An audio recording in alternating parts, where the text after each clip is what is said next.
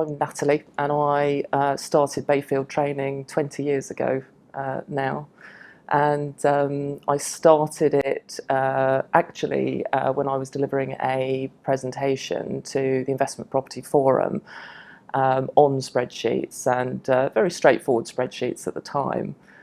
But after that session, a couple of the delegates came to me and said, "Oh, can you come into our company and show us how to do this? Because this is something that's really important." It was a very new skill at the time, and so I said, "Yes, happy to do that." Set up Bayfield training a month later, and it's been word of mouth and recommendations ever since. But it was quite interesting to start with, because one of my first clients, I had to, no word of a lie, I had to teach them, well, it wasn't so much teaching them, but as a practical exercise to take the computer out of the box and plug it in and show them, how to get it all started. So, and then we got on to Excel. And but I mean, when I started, I would say that about 20% of investors, property developers, didn't actually even have a computer on their desks. So most of my first years was spent actually designing real estate financial modelling as a subject in its own right.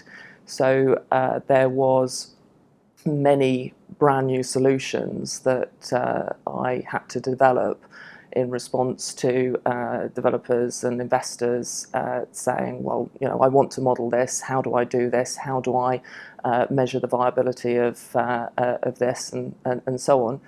And I'd have to go away and read about it and develop it and come up with some solutions in Excel. So that involved software knowledge, a little bit of mathematics, refreshing that, logic mathematics. That was something that was kind of new and needed to be bended towards this particular subject.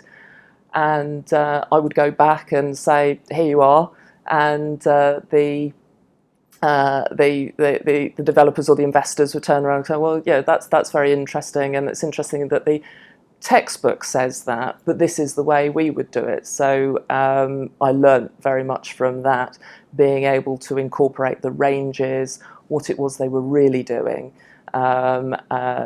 compared to what the academics and textbooks suggested that they should be doing. And ever since, our company has always been about bridging that academic and professional gap.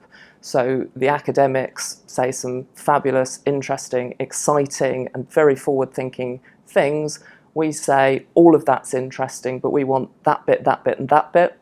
And then we package it in a way that means that our clients can use that those thought leaders' knowledge and use it to make better investment decisions. And 20 years on, we're still doing it. So hopefully we've been doing something right.